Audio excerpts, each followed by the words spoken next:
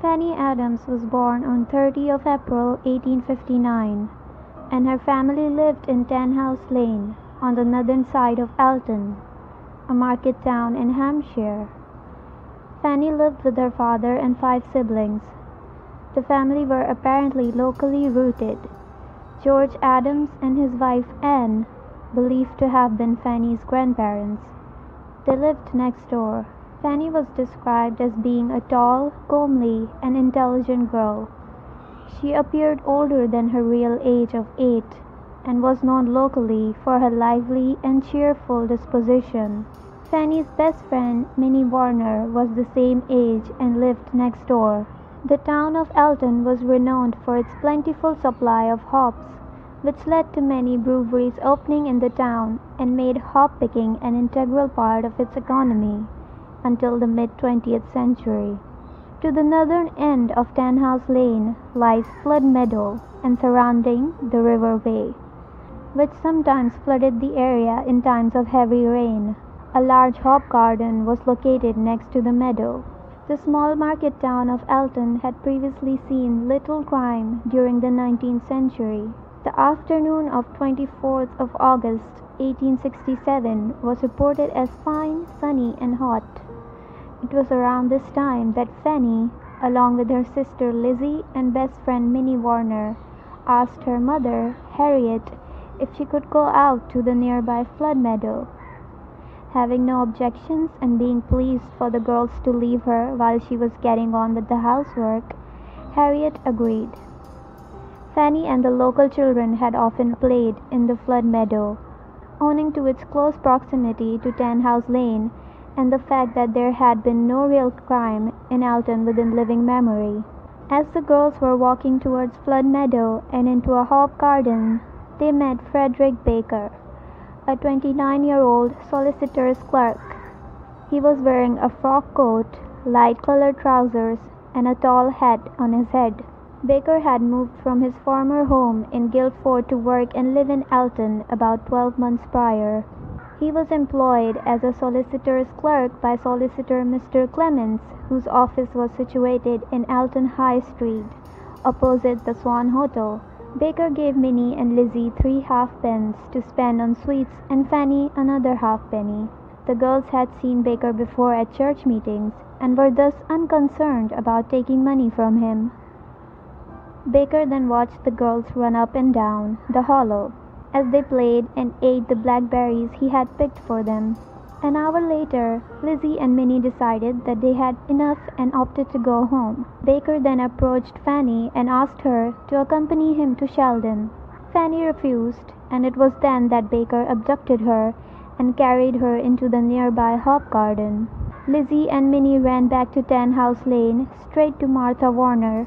She ignored their story, so the girls carried on playing together, oblivious of Fanny's abduction. It was not until 5 p.m. that they made their way home for dinner. Mrs. Gardner, who also lived on Tenhouse Lane, noticed Fanny's absence and asked the girls her whereabouts. The children relayed what had occurred earlier in the day and told Mrs. Gardner that Fanny had been taken away by Baker.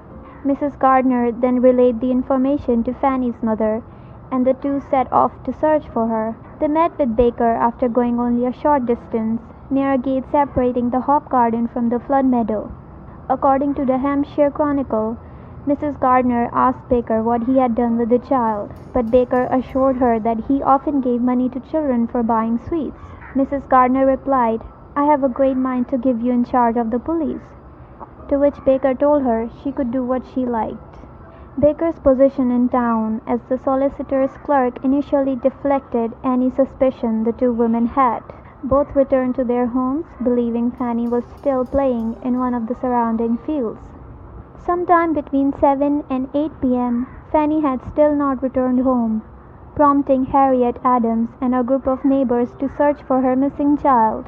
As the evening was setting, the group began the search in the hollow, to no success. In the nearby hop garden, however, Thomas Gates, a war veteran, found the head of Fanny Adams stuck on 2 hop poles. An ear had been severed from the head, which had 2 large cuts from mouth to ear across the temple. Further investigation discovered the remains of the child. The head, arms, and the legs were separated from the trunk. There were 3 incisions on the left side of the chest and a deep cut on the left arm, dividing her muscles. Fanny's forearm was cut off at the elbow joint and her leg nearly severed off at the hip joint, with her left foot cut off at the ankle point. Her right leg was torn from the trunk and the whole contents of her pelvis and chest were completely removed. 5 further incisions had been made on the liver. Her heart had been cut out. Both of her eyes were cut out and found in the nearby river. Overwhelmed with grief, Harriet Adams collapsed on her way to her husband, who was playing cricket at that time, to tell him of the news. When George Adams was told the details, he had returned home to take his loaded shotgun and set out to look for the culprit. But neighbors stopped him and instead sat with him through the night. The next day, hundreds of people visited the Hop Garden to help collect Fanny's scattered remains. The police tried unsuccessfully to find the murder weapons, as they suspected that small knives were used to commit the crime. It is likely that the crowd of searching people had trampled down any clues left on the ground. Members of the crowd did, however, recover all of her cut clothing scattered around the field, with the exception of her hat. Most of her body parts were collected on the day, but an arm, foot, and intestines were not found until the next morning. One foot was still in a shoe, and still clutched in one hand were the 2 half-pennies that Baker had given to Fanny. The remains of Fanny were collected by searchers and taken to the doctor's surgery, which is now a public house named Ye Old Leathern Bottle. From there, the police took them to the local police station. A stone which still had flesh and hair sticking to it was handed in to the police as evidence. That evening, Police Superintendent William Cheney hurried from the local police station to the flood meadow, where he was met by several people who then led him to the leathern bottle. Upon arrival, the proprietor of the house handed Cheney a bundle of labeled portions of a child, and with the help of some of his officers, organized a search to trace the missing body parts.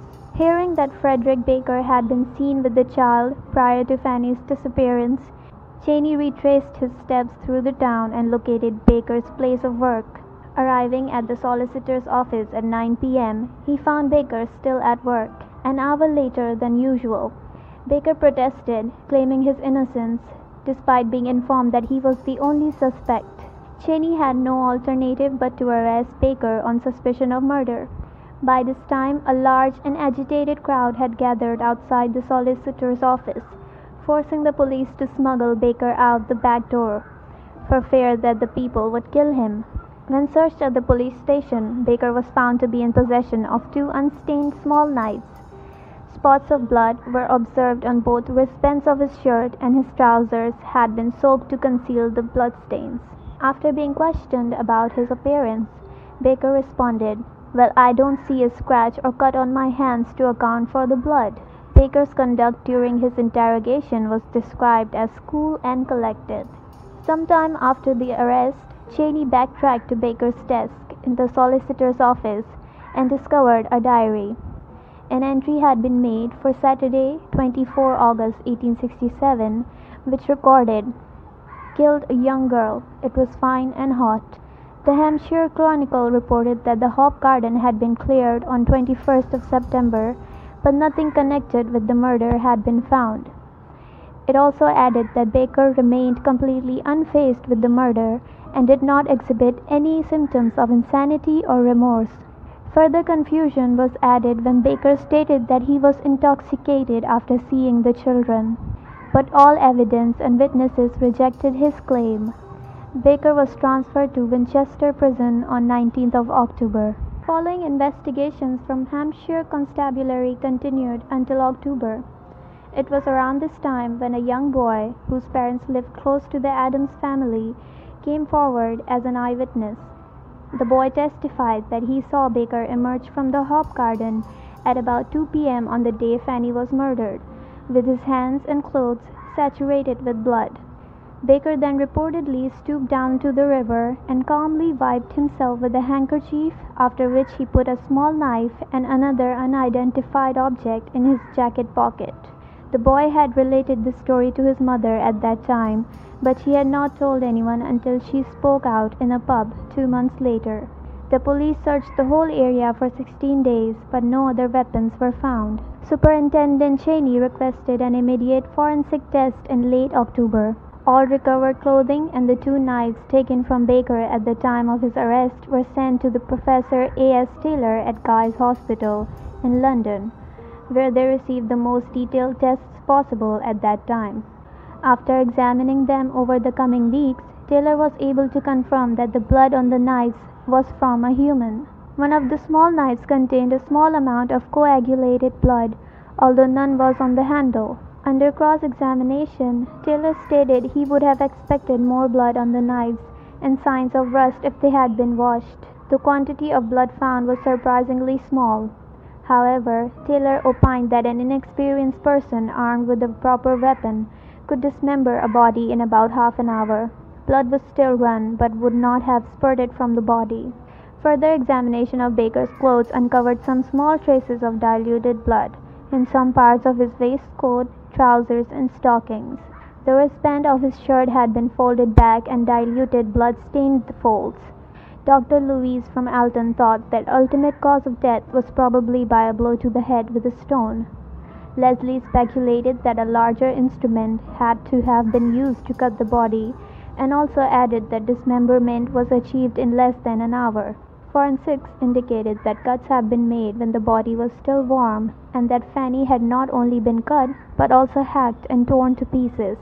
The time it had taken Baker to cut the body into so many pieces most likely gave him the opportunity to choose his positioning so that he might not necessarily be covered in blood. The forensic staff in London concluded that the small knives found in Baker's possession would not have been capable of severing Fanny's body, so another weapon had to have been used. Meanwhile, in Winchester prison, Baker was said to be talkative to the wardens and especially the chaplain. He still insisted that his conscience was clear with regards to the murder and wondered who the guilty party was, hoping that he would be found. He ate and slept well, which was in contrast to his time in Alton's prison, where he was reportedly disturbed in his sleep and physically shuddered at the sight of meat. British law at that time required that in the case of sudden death, an immediate inquest must be held under the jurisdiction of a coroner.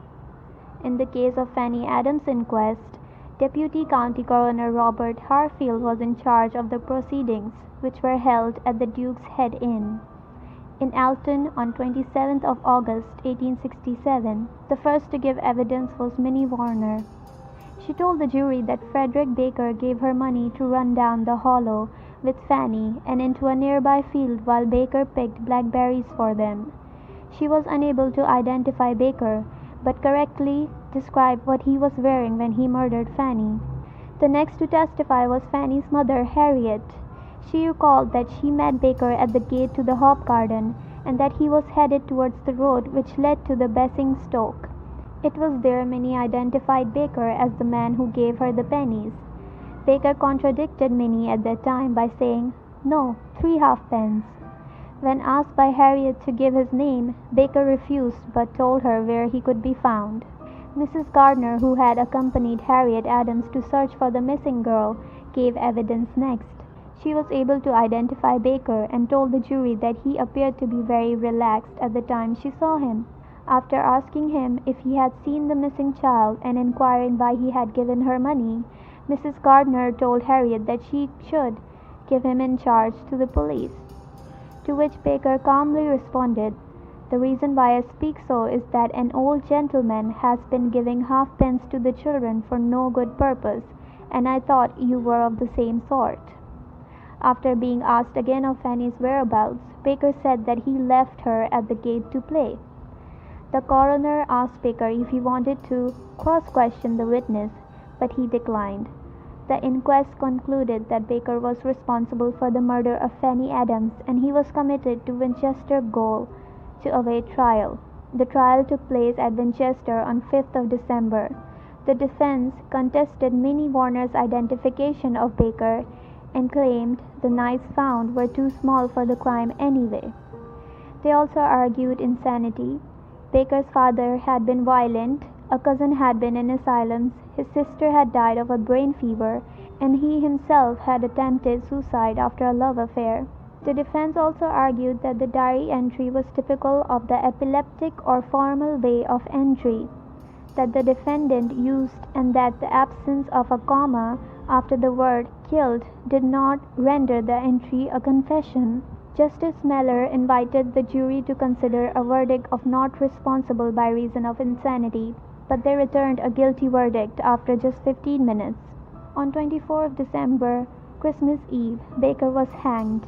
The crime had become notorious, and a crowd of 5,000 attended the execution. This was the last public execution held at the Go. Before his death, Baker wrote to the Adams, expressing his sorrow for what he had done in an unguarded hour, and seeking their forgiveness. Fanny was buried in Alton Cemetery.